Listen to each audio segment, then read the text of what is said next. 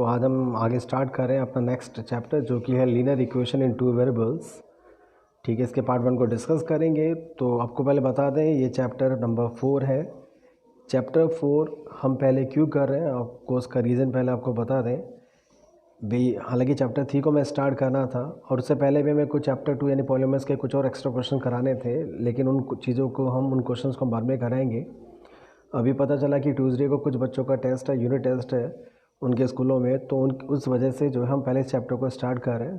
तो 2-3 डेज़ हम करा कर उसके बाद फिर बीच में जो है हम मतलब जब ये चैप्टर क्योंकि छोटा सी है जल्दी पूरा करके फिर हम पॉलीमर्स के आपको कुछ एक्स्ट्रा क्वेश्चंस कराएंगे, देन फिर चैप्टर 3 कराएंगे। तो देखिएगा क्या है चैप्टर के अंदर। तो लीनियर इक्वेशन टू वेरिएबल्स इस चैप्टर का नाम है। तो जैसे कि आप देख सकते हैं यहाँ पे 3x + 5 अगर आपसे पूछा जाए कि ये क्या है तो 3x + 5 आपने पॉलिनोमियल चैप्टर अभी पढ़ा है तो आप कहेंगे लीनियर पॉलिनोमियल है इन वन वेरिएबल, क्योंकि इसमें सिर्फ एक ही वेरिएबल x है, डेट्स वाई वन वेरिएबल का पॉलिनोमियल है। और लीनियर इसलिए क्योंकि यहाँ पर जो उसकी डिग्री है वो 1 है, क्योंकि वेरिएबल की पावर 1 है। लेकिन अगर हम इस पॉलिनोमियल को इक्वल टू 0 पुट कर देते हैं या इक्वल टू किसी भी नॉन जीरो नंबर के रख देते हैं, ज़रूरी नहीं है कि 0 के इक्वल आप पुट करें, आप RHS में इक्वल टू 0 लें या कोई भी 0 से अलग नंबर लेंगे तो ये बन जाती है linear equation in one variable, यानी पॉलिनोमियल की जगह वो बन जाता है इक्वेशन। तो आपको बता दें इक्वेशन के लिए ज़रूरी है अगर किसी भी पॉलिनोमियल को आप इक्वेशन में आप ट्रांसफॉर्म करते हैं, चेंज करते हैं, तो वहाँ पर इक्वल टू हमें यूज़ करके RHS को मेंशन करना होता है। RHS में कोई भी नॉन जीरो नंबर, कोई भी जीरो या कोई भी वेरिएबल वगैरह प्रेजेंट हो सकता है, लेकिन जहाँ पर भी इक्वल टू अगर प्रेजेंट हो जाएगा पॉलिनोमियल के अंदर तो वो बन जाती है इक्वेशन। ये चीज़ ध्यान रखिएगा। तो इस इक्वल टू की वजह से जो है ये पॉलिनोमियल बन गया इक्वेशन। आगे देखिएगा 3x + 2y + 6 अगर आपसे पूछे कि भाई ये क्या चीज़ है तो अब क्योंकि इसमें इक्वल टू नहीं है तो डेट्स वाई ये पॉलिनोमियल होगा, और वो भी क्योंकि इसमें 2 वेरिएबल्स है x और y, तो ये कहलाएगा हमारा लीनियर पॉलिनोमियल इन 2 वेरिएबल्स। तो पॉलिनोमियल क्यों है उसका रीज़न हमने आपको दिया, क्योंकि यहाँ पे इक्वल टू प्रेजेंट नहीं है, डेट्स वाई ये पॉलिनोमियल होगा। लीनियर क्यों है, क्योंकि जो वेरिएबल प्रेजेंट है इसमें x और y दोनों की पावर 1 है, तो इसलिए लीनियर पॉलिनोमियल होगा। 2 वेरिएबल्स इसलिए क्योंकि यहाँ पे 2 वेरिएबल्स x और y प्रेजेंट हैं। अब इसको हम अगर लिख देते हैं 3x + 2y + 6 = 0 या 3x + 2y = -6। ठीक है, अगर हम इसमें इक्वल टू 0 यूज़ करें या 6 को उधर की तरफ ले जाएं RHS में, और ये बन जाएगा कितना 3x + 2y = -6 या 3x + 2y + 6 = 0, तो ये बन जाती है हमारी लीनियर इक्वेशन इन 2 वेरिएबल। ठीक है, linear equation in 2 variables. Linear इसलिए क्योंकि जो वेरिएबल्स हैं उनकी पावर 1 है यहाँ पर, डैट मीन्स इसकी डिग्री 1 है, तो इस वजह से लीनियर है ये। इक्वेशन इसलिए क्योंकि यहाँ पे इक्वल टू प्रेजेंट है, और 2 वेरिएबल्स इसलिए क्योंकि यहाँ पे 2 वेरिएबल्स प्रेजेंट हैं। तो इस तरीके से ये आपकी जो लास्ट वाले हमने इक्वेशन लिखी है इन्हीं को बोला जाता है लीनियर इक्वेशन इन 2 वेरिएबल्स। तो इस चैप्टर में हम इन्हीं लीनियर इक्वेशन 2 वेरिएबल्स के बारे में डिस्कशन करेंगे कि लीनियर इक्वेशन 2 वेरिएबल्स को किस तरीके से हम रिप्रेजेंट कर सकते हैं, वो किस फॉर्म में होती है, इनकी स्टैंडर्ड फॉर्म क्या होती है, किसी इन्फॉर्मेशन को हम लीनियर इक्वेशन में किस तरीके से चेंज कर सकते हैं, लीनियर इक्वेशन के सॉल्यूशन को किस तरीके से ऑब्टेन कर सकते हैं, उनका ग्राफिकल रिप्रेजेंटेशन कैसे कर सकते हैं। तो इस पूरे चैप्टर के अंदर इनको डिस्कस किया जाएगा। आपको बता दें solution of a polynomial are called zeros. किसी पॉलिनोमियल के जो सॉल्यूशंस होते हैं उनको जीरोज़ बोला जाता है। अभी आपने पिछले चैप्टर में पढ़ा था, जब आपसे पूछा जाता था पॉलिनोमियल के जीरोज़ को फाइंड आउट कीजिएगा तो आप करते ये थे, जो भी पॉलिनोमियल्स के फैक्टर्स होते थे उनको आप इक्वल टू 0 पुट करके x की वैल्यू या वेरिएबल की वैल्यू को फाइंड आउट करते थे। जो वेरिएबल की वैल्यू वहाँ पे सॉल्व होती थी उसको आप जीरो ऑफ द पॉलिनोमियल कहते थे। तो इट मीन्स पॉलिनोमियल के जो सॉल्यूशंस होते हैं उनको जीरोज़ बोला जाता है। इसी तरीके से इक्वेशन के जो सॉल्यूशंस होते हैं उनको रूट्स बोला जाता है। अगर हम किसी इक्वेशन को सॉल्व करेंगे तो उसका जो सॉल्यूशन होगा वो रूट कहा जाएगा। ठीक है, पॉलिनोमियल का सॉल्यूशन 0 कहलाता है, जबकि इक्वेशन का सॉल्यूशन रूट कहलाता है। आगे बात करते हैं standard form of linear equation in 2 variables. अगर कोई लीनियर इक्वेशन 2 वेरिएबल्स है उस फॉर्म में है तो इसकी स्टैंडर्ड फॉर्म क्या होगी। तो any linear equation in 2 variables is of the form of ax + by + c = 0। ध्यान रखिएगा, ax + by + c = 0 is the standard form of linear equation 2 variable.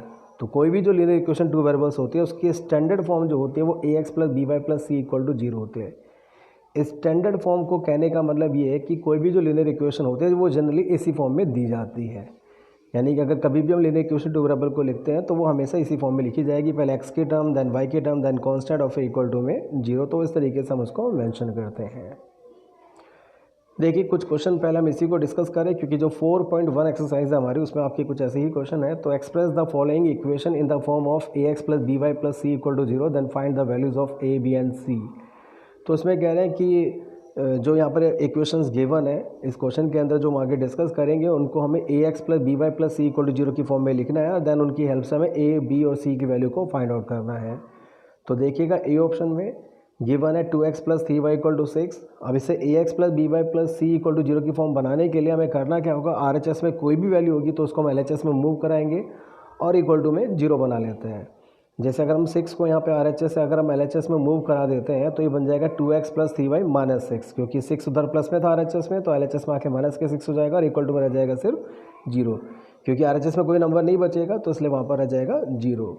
तो इसकी इक्वेशन क्या बन जाएगी 2x plus 3y minus 6 equal to 0। और आप देख सकते हैं ये जो इक्वेशन है बिल्कुल स्टैंडर्ड फॉर्म में है। स्टैंडर्ड फॉर्म में इसलिए क्योंकि पहले x की टर्म है, देन y की टर्म है, देन कांस्टेंट है, फिर इक्वल टू में 0 है, तो ये बिल्कुल स्टैंडर्ड फॉर्म में है।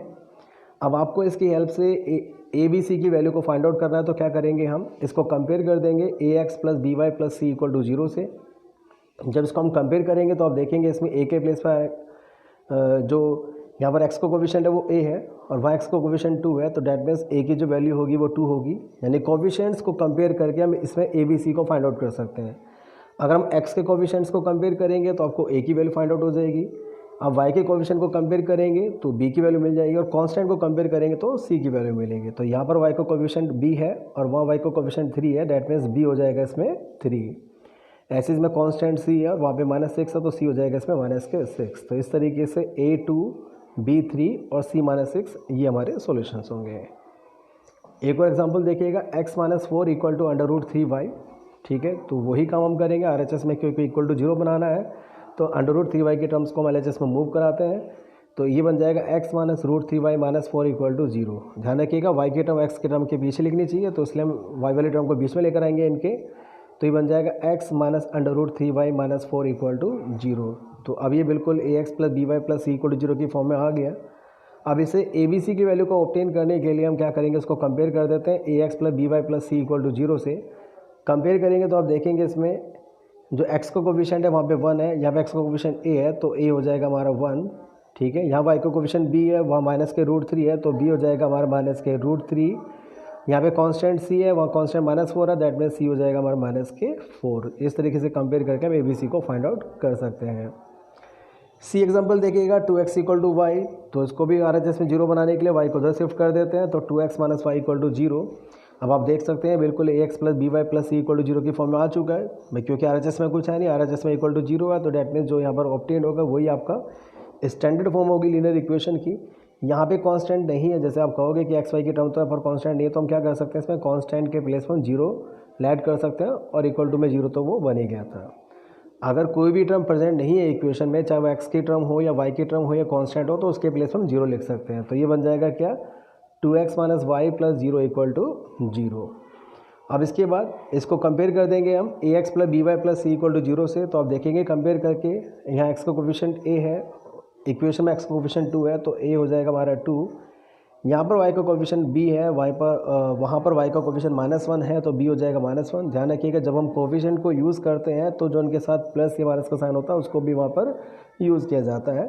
तो डेट्स वाई यहाँ पर y का कोफिशिएंट b वहाँ -1 तो b माइनस के 1 लिया जाएगा, और यहाँ पे कांस्टेंट c है, वहाँ कांस्टेंट 0 है तो c इक्वल टू हो जाएगा 0 के। इसी तरीके से डी ऑप्शन को देखिएगा 3x इक्वल टू -5 को हम LHS में ले जाते हैं तो 3x plus 5 equal to 0।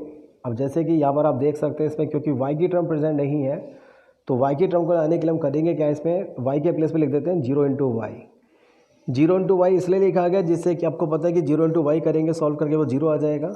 It means यहाँ पर y की टर्म होते हुए भी y की टर्म यहाँ प्रेजेंट नहीं है, क्योंकि 0 इंटू वाई करके 0 ही हो जाएगा, दैट मीन्स y की टर्म वो एलिमिनेट हो जाएगी। लेकिन फिर भी y की टर्म को शो करना था हमें यहाँ पर, तो इसलिए हमने इसको यहाँ पर 0 इंटू वाई लिख दिया। इसी तरीके से अगर x की टर्म नहीं होती तो हम x के टर्म के प्लेस पे भी 0 इंटू एक्स लिख देते हैं, y की टर्म नहीं है तो उसके प्लेस पर हमने 0 इंटू वाई लिखा, कांस्टेंट नहीं होता तो उसके प्लेस पे 0 लिख देते हैं, जैसा भी हमने c वाले एग्जाम्पल में किया था।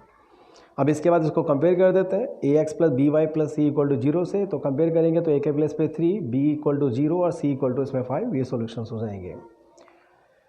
इसके बाद देखिएगा form a linear equation for given information. Question में कह रहे हैं कि आपको लीनियर इक्वेशन बनानी है, कुछ जो इन्फॉर्मेशन दे रखी है उसकी हेल्प से, तो किस तरीके से आप वो बना सकते हैं वो देखिएगा। इन्फॉर्मेशन ये है the cost of a book is 5 times the cost of a pen. तो एक बुक की जो कॉस्ट है वो पेन की कॉस्ट की 5 टाइम्स है। तो इस इन्फॉर्मेशन का यूज़ करके आपको एक लीनियर इक्वेशन इन 2 वेरिएबल्स को फॉर्म करना है। तो क्या करेंगे, जैसे कि आप देख सकते हैं इसमें 2 चीज़ें आ रही हैं। एक तो आ रही है इसमें बुक की कॉस्ट, एक यूज़ करें इसमें कॉस्ट ऑफ पेन, यानी एक ही कॉस्ट ऑफ बुक और कॉस्ट ऑफ पेन, इसमें 2 चीज़ें हमारे लिए मिसिंग है। हमें इनकी कॉस्ट के बारे में नहीं पता है तो हम इनको ऐड कर लेते हैं x और y। हम बुक की कॉस्ट को सपोज कर लेते हैं x और पेन की कॉस्ट को सपोज कर लेते हैं y। कंडीशन क्या गिवन थी, कंडीशन जो गिवन थी उसको आप पहले लिख दीजिएगा। तो कंडीशन थी ये कि कॉस्ट ऑफ बुक जो है वो 5 टाइम्स का मतलब 5 की मल्टीप्लाई करने की वो बात कर रहे हैं। तो जो कॉस्ट ऑफ बुक है वो 5 मल्टीप्लाई कॉस्ट ऑफ पेन के इक्वल है।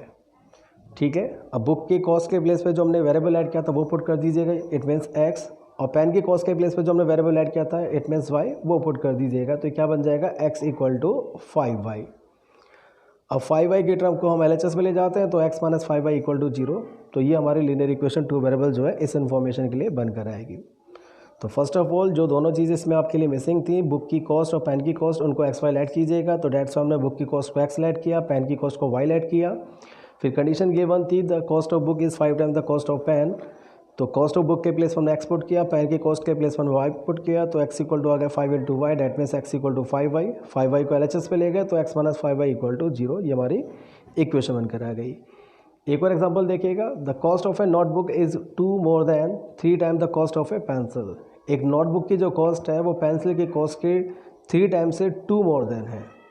एक नोटबुक की कॉस्ट पेंसिल की कॉस्ट के 3 टाइम से 2 मोर देन है। तो इस इन्फॉर्मेशन के लिए हमें इक्वेशन को फॉर्म करना है। तो जैसे कि पिछले क्वेश्चन में हमने आपको बोला था कि जो 2 चीज़ आपके लिए अननोन है उनको आप x और y ऐड कर लीजिएगा। तो यहाँ पे कॉस्ट ऑफ नोटबुक हमें गिवन नहीं है तो उसको हम x ऐड कर लेते हैं। कॉस्ट ऑफ पेंसिल वो हमें गिवन नहीं है तो उसको हम y ऐड कर लेते हैं। तो नोटबुक की कॉस्ट को x और पेंसिल की कॉस्ट को y। कंडीशन क्या गिवन है, कंडीशन ये है कि वो कह रहे हैं कि जो नोटबुक की कॉस्ट है वो पेंसिल की कॉस्ट के 3 टाइम, डेट मीन्स 3 की मल्टीप्लाई से 2 मोर देन है। 2 मोर देन कह रहे हैं, डेट मीन्स में उसमें प्लस 2 करने की वो बात कर रहे हैं। ठीक है, तो cost of notebook equal to है किसके, 3 into cost of pencil plus 2। 3 times बोला था इसलिए 3 की मल्टीप्लाई की, 2 मोर देन कह रहे थे डेट्स वाई हमने प्लस 2 किया। अब इनके प्लेसमेंट की वैल्यूज पुट कर देते हैं। तो जैसे हमने कॉस्ट ऑफ नोटबुक को ऐड किया था x, तो इसके प्लेस पर हम x पुट कर देते हैं। कॉस्ट ऑफ पेंसिल को हमने ऐड किया था y, तो बन जाएगा 3y। तो कंडीशन बन जाएगी ये x equal to 3y plus 2। 3y plus 2 को हम LHS में मूव करा देते हैं तो x minus 3y minus 2 equal to 0। तो ये हमारी लीनियर इक्वेशन 2 वेरिएबल्स की जो है स्टैंडर्ड फॉर्म बनकर आएगी। तो जो पहली एक्सरसाइज गिवन है 4.1 उसमें कुछ इसी तरीके के क्वेश्चंस हैं। आई होप इन एग्जांपल्स की हेल्प से उन क्वेश्चंस को आप इजीली कर सकते हैं। ठीक है, तो आज के लिए इतना ही काफ़ी है। Thank you.